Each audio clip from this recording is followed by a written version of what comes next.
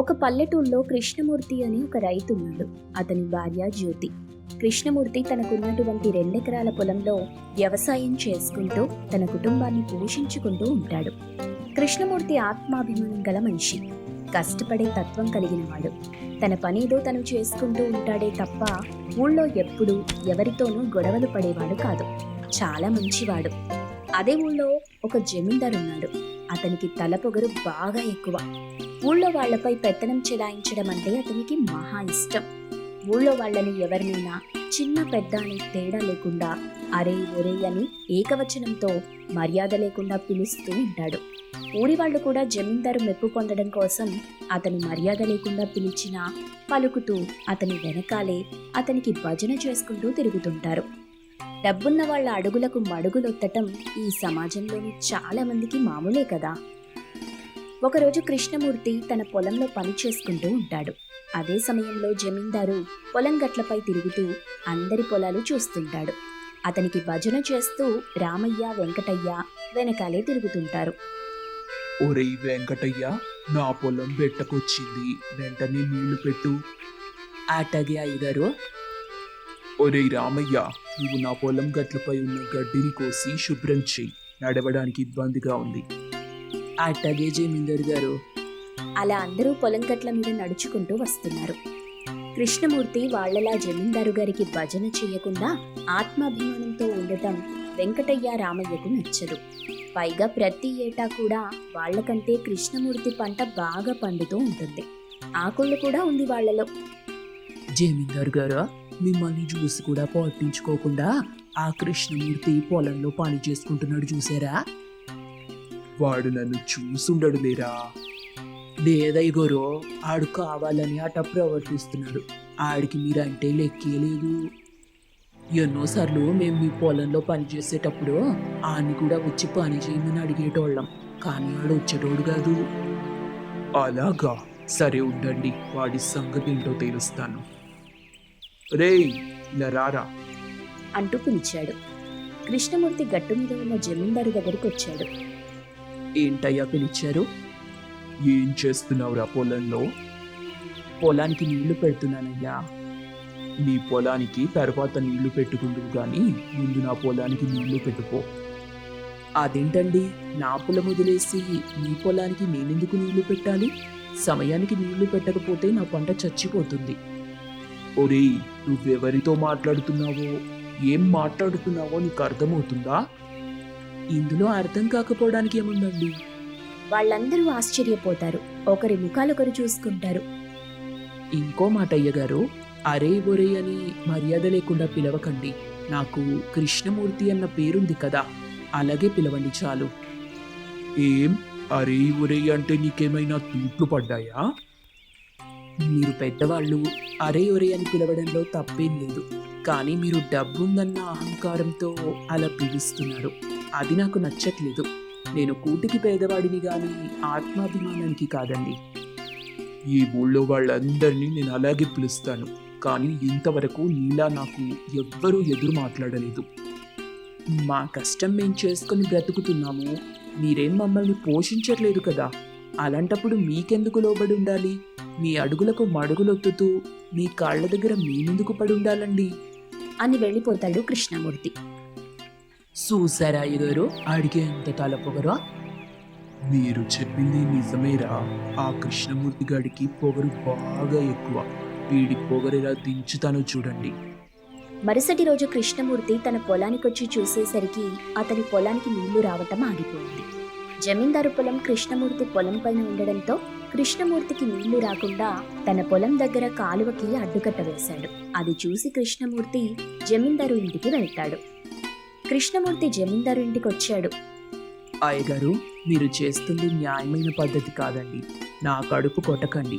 ఊళ్ళో మీకు పలుకుబడి ఉందని చెప్పి నాలాంటి పేదవాడి నోటి కాడి కూడు లాక్కోకండి. నేను బతకాలి కదా, నా పంటకి కాసిన్ని నీళ్ళు వదలండి. నా మాట వినకపోయినా, ఎవరైనా ఎదురు మాట్లాడినా నేనిలాగే చేస్తాను. నా కాళ్లపై పడి తప్పైపోయింది క్షమించండి అని వేడుకో. అప్పుడు నీ పొలానికి నీళ్ళు వదులుతాను. లేదంటే నీ ఆత్మాభిమానమే నీకు కూడు పెడుతుంది. అదే తిని బతుకుపో అని అంటాడు. తన ఆత్మాభిమానాన్ని చంపుకొని జమీందారు కాళ్లపై పడటం చెయ్యలేక అక్కడి నుండి వెళ్ళిపోతాడు కృష్ణమూర్తి. అది కృష్ణమూర్తి ఇల్లు. జరిగిన విషయం భార్య జ్యోతికి చెప్తాడు. ఆత్మాభిమానంతో బ్రతికే వాళ్ళంటే ఈ జనాలకి ఇష్టం ఉండదయ్యా. తమలాగే ఊళ్ళోని మిగతా వాళ్ళు కూడా ఆత్మాభిమానం చంపుకొని డబ్బున్న వాళ్ళ కాళ్ల దగ్గర పడుండాలనుకుంటారు. ఈ విషయాన్ని ఇంతటితో వదలను. ఊళ్ళో పంచాయతీ పెట్టిస్తాను అని ఊరి సర్పంచ్ గారితో రచ్చబండ దగ్గర పంచాయతీ పెట్టిస్తాడు. జమీందారు నా పొలానికి నీళ్లు రానివ్వటం లేదు సర్పంచ్ గారు. అడిగితే నా పొలం పైన ఉంది, కింద పొలాల వాళ్ళు ఎవరైనా సరే పై వాళ్ళు పెట్టుకొని వదిలేశాకి పెట్టుకోవాలని సమాధానం ఇస్తున్నారు. నిజమే కదా కృష్ణమూర్తి, అది మన ఊళ్ళో ఎప్పటి నుండో ఉన్న పద్ధతి, నీకు తెలుసు కదయ్యా. ఒప్పుకుంటాను సర్పంచ్ గారు, కానీ జమీందారు గారు కావాలని నా పొలానికి నీళ్లు రాకుండా చేయడం కోసం తన పొలానికి నీళ్లు సరిపోయినా కూడా నాకు వదలటం లేదు. ఆ నీళ్లను వేరే మార్గం ద్వారా తనకి ఊకొట్టే వాళ్ల పొలాలకి పంపిస్తున్నాడు. ఇది అన్యాయం కాదా? ఇలా చేస్తే నేను ఎలా బతకాలి? ఇప్పుడు గాని నా పొలానికి నీళ్లు పెట్టకపోతే పండిన పంట చేతికి రాదండి, అంతా నేలపాలైపోతుంది. తప్పదబ్బాయి, జమీందారు గారు నీపై దయతలిచి వదిలితేనే నువ్వు నీ పొలానికి నీళ్లు పెట్టుకోవాలి. అప్పటి వరకు నీకు వేరే దారి లేదు. పంచాయతీలో కూడా న్యాయం జరగకపోవడంతో బాధగా ఇంటికెళ్తాడు కృష్ణమూర్తి. ఆ ఊళ్ళోని వెంకయ్య తాత, ఆ జమీందారుతో గడవపడి తప్పు చేసావబ్బాయి. ఆడు క్రూరుడు, జాలి దయ మానవత్వం అనేవే లేవాడికి. ఇప్పుడు నీ పొలం పరిస్థితి ఏంటో అని కృష్ణమూర్తిపై జాలిపడ్డాడు. కృష్ణమూర్తిని చావు దెబ్బ కొట్టానని, వాడి పొగరనిచానని తెగ సంతోషపడతాడు జమీందారు. పొలాన్ని చూస్తూ బాధగా కృష్ణమూర్తి, ఇంకో 2 రోజుల్లో నీళ్లు పెట్టకపోతే చేతికందిన పంట మట్టి పాలవుతుంది అని కన్నీళ్లు పెట్టుకుంటాడు. బాధపడకయ్యా, అన్నింటికీ ఆ దేవుడే ఉన్నాడు. ఇప్పుడు ఆ దేవుడి మీద భారం వేసి చేతులు కట్టుకొని మౌనంగా ఉండటం తప్ప నేను చేయగలిగింది కూడా ఏం లేదు. అంతా నీ దయస్వామి, నన్ను ముంచుతావో ఒడ్డుకు చేర్చుతావో నీ ఇష్టం. ఆ పక్కనే ఉన్న వెంకటయ్య రామయ్య అది చూసి కృష్ణమూర్తికి బాగా అయిందని నవ్వుకుంటారు. ఆ రోజు రాత్రి వర్షం వస్తుంది. కృష్ణమూర్తి పొలానికి కావలసిన నీరందుతుంది. అతని పోయిన పంట మళ్లీ తిరిగి జీవం పోస్తుంది. కృష్ణమూర్తి జ్యోతి సంతోషించారు. జ్యోతి, ఆ దేవుడు మన మొరాలకించాడే, 2 రోజుల్లో కోత మొదలెడదాం. అలాగేనయ్యా. అది తెలిసి జమీందారు తట్టుకోలేకపోతాడు. అలా జరగకూడదు, వాడి పంట బ్రతకూడదు. ఒరేయ్ రామయ్య, వెంకటయ్య, ఇదిగో ఈ డబ్బు తీసుకొని వాడి చేతికి పంట రాకుండా రాత్రికి రాత్రే మందు కొట్టేయండి. అది తెల్లవారేసరికి మాడిపోయి చచ్చిపోవాలి. అటాగే అయ్యా అని చెప్పి వాళ్ళు ముగ్గురు వెళ్లి రాత్రికి రాత్రి కృష్ణమూర్తి పంటకి మందు కొట్టి నవ్వుకుంటూ వెళ్ళిపోతారు. మరుసటి రోజు జమీందారు వెంకటయ్య రామయ్య వాళ్లతో పొలానికొచ్చి చూసేసరికి కృష్ణమూర్తి పంట నవనవలాడుతూ ఉంది. సంతోషంగా పంట కోసుకుంటూ ఉంటాడు కృష్ణమూర్తి. నేనేం చెప్పాను, మీరేం చేశారు? లేదు జమీందారు గారు, రాత్రి మేము మందు కొట్టాం. జమీందారు పక్కనే ఉన్న తన పొలంలోని పంట చచ్చిపోయి ఉండటం చూస్తాడు. రామయ్య వాళ్ళు కూడా అది చూసి తెల్లబోతారు. ఆ కృష్ణమూర్తి పొలాన్ని నాశనం చేయమంటే నా పంటని నాశనం చేస్తారా? లేదయ్య గారు, రాత్రి మేము ఈడి పొలానికే మందు కొట్టాం. మందు కొట్టినా గానీ ఈడి పొలం బతికెట్టా బట్టగట్టిందో అర్థం కావట్లేదు. నాకు అర్థమైంది. ఆ కృష్ణమూర్తిని అన్యాయం చేయాలనుకున్నందుకు ఆ దేవుడే రాత్రి మిమ్మల్ని మాయ చేసి నా పొలాన్ని కృష్ణమూర్తి పొలంలా మీరు భ్రమపడేలా చేసి నా పంటని నేనే నాశనం చేసుకునేలా చేశాడు. ఒకరికి అన్యాయం చేయాలనుకుంటే అది తిరిగి మనకే కొట్టి మనమే నష్టపోతాం. నాకు అర్థమైంది అనుకొని కృష్ణమూర్తి దగ్గరికి వెళ్లి క్షమాపణ కోరాడు జమీందారు. ఇక నుండి నిన్నే ఇబ్బంది పెట్టను. నీ పొలానికి చక్కగా నీళ్లు పెట్టుకోవచ్చు. నీ ఆత్మాభిమానం నాకు నచ్చిందయ్యా అని చెప్పి వెళ్ళిపోయాడు జమీందారు. కృష్ణమూర్తి జ్యోతి సంతోషించారు. ఇన్నాళ్లలో ఎప్పుడు మనల్ని జమీందారు గారు కృష్ణమూర్తిలా మెచ్చుకోలేదు. తనలా గౌరవంగా మనల్ని చూడనే లేదు. కృష్ణమూర్తి వ్యక్తిత్వమే అతనికి మంచి జరిగేలా చేసింది అనుకుంటా. అవునరా, ఇక నుండి మనం కూడా కృష్ణమూర్తిలా ఆత్మాభిమానంతోనే బతకాలి అని తెలుసుకుంటారు. రాగాపురం అనే గ్రామంలో రాఘవయ్య గౌరమ్మ అనే దంపతులు నివసిస్తున్నారు. వాళ్ళకి శ్రీలక్ష్మి అనే కుమార్తె ఉంది. రాఘవయ్య గారు ఆ ఊరికి జమీందారు. రాఘవయ్య దగ్గర రంగయ్య, రవణమ్మ అనే దంపతులు పనిచేస్తున్నారు. రవణమ్మ గౌరమ్మకి ఇళ్ల పనుల్లో అన్నిట్లోనూ సహాయంగా ఉంటుంది. ఇక రంగయ్య రాఘవయ్యకి అన్ని పనుల్లో సహాయంగా ఉంటాడు. రాఘవయ్య రంగయ్యతో మాట్లాడుతూ ఉంటాడు. వేసవి కాలం వచ్చిన తర్వాత మామిడి తోట చూడ్డానికి ఒక్కసారి కూడా వెళ్ళలేదు. పంట ఎలా వచ్చిందో చూడ్డానికి వెళ్దాం రంగయ్య. ఈసారి కాపు బాగా వచ్చిందయ్య గారు. నేనెళ్ళి మన మామిడి తోట అంతా చూసొచ్చాను అని వాళ్ళిద్దరూ మాట్లాడుకుంటుంటే అక్కడికి శ్రీలక్ష్మి వస్తుంది. నాన్నగారు, మామిడి తోట చూడ్డానికి వెళ్తున్నారా? మీతో పాటు నేను కూడా వస్తానండి. మామిడి తోట చూసిన తర్వాత పొలానికి వెళ్తానమ్మా. ఎండలో నాతో తిరిగితే నా చిట్టి తల్లి కందిపోతుందిగా. శ్రీలక్ష్మి మాటలు విని అక్కడికి గౌరమ్మ వస్తుంది. చిన్నపిల్ల, ఏదో సరదా పడుతుంది, తీసుకెళ్ళండి.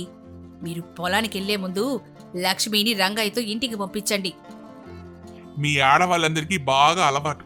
మేము పిల్లలకి మేమే వద్దంటే వాళ్ళకి వత్తాసు పలకడం మీకు అలవాటు. శ్రీలక్ష్మిని తీసుకుని మామిడి తోటకి వెళ్తారు. తోట దగ్గరలో పిల్లలు ఆడుకోవడం లక్ష్మి చూస్తుంది. నాన్నగారు, తోటంతా చూసొచ్చే వరకు వీళ్ళతో ఆడుకోవడానికి వెళ్తాను. కూలి పనులు చేసే పిల్లలతో కలిసి ఆడుకుంటానంటున్నావు. అలాంటి వాళ్ళతో నీ ఆటలేంటి? రంగయ్యతో ఇంటికెళ్ళు. వాళ్ళు ఎలా ఆడుతున్నారు దూరం నుంచైనా చూస్తాను. చూసుకుని వచ్చేస్తాను నాన్నగారు. మనం జమీందార్లమమ్మా. మన స్థాయి తగ్గ వాళ్ళతోనే ఆడుకోవాలి, కలిసి తిరగాలి. రాఘవయ్య, శ్రీలక్ష్మి ఇంకక్కడి నుంచి మామిడి చెట్లు చూస్తారు. నాన్నగారు, చెట్లకి చాలా మామిడికాయలున్నాయి. నాకొక మామిడికాయ తినాలనిపిస్తుంది. లక్ష్మి మాటలు విన్న రంగయ్య, అమ్మా, ఆ ఇంకా పింజలుగానే ఉన్నాయి. మామిడికాయలు అవ్వడానికి ఇంకా సమయం ఉందిలే. అమ్మా లక్ష్మి, తోటంతా చూపించాను. ఎండ ఎక్కువ అవ్వకముందే ఇంటికి వెళ్ళు. నేను పొలానికి వెళ్తాను. ఆ మాట చెప్పి రాఘవయ్య పొలానికి వెళ్ళిపోతాడు. రంగయ్య శ్రీలక్ష్మిని తీసుకుని ఇంటికెళ్తారు. గౌరమ్మ శ్రీలక్ష్మిని చూస్తుంది. లక్ష్మి, వెళ్ళేటప్పుడు గెంతులేసుకుని వెళ్ళావు. చూడు, ఎండ కారణంగా మొహం అంతా నీరసంగా కనిపిస్తోంది. గౌరమ్మ మాట వినిపించుకోకుండా శ్రీలక్ష్మి లోపలికి వెళ్ళిపోతుంది. ఎండ వల్ల కాదమ్మా, పిల్లలతో ఆడుకుంటానంటే అయ్యగారు వద్దని చెప్పారు. అందుకనే చిన్నమ్మగారు అలా ఉన్నారు. శ్రీలక్ష్మి దగ్గరికి గౌరమ్మ వెళ్తుంది. గుడి దగ్గర పళ్ళు మిఠాయిలు పంచిపెట్టడానికి వెళ్తున్నాను. నాతో ఈ చిన్నారి తల్లి వస్తుందా? నాకు ఇలాంటి పనులంటే చాలా ఇష్టమమ్మా. నీకు తెలుసు కదా. వస్తావా అంటావేంటి? నేను సిద్ధంగా ఉన్నానమ్మా.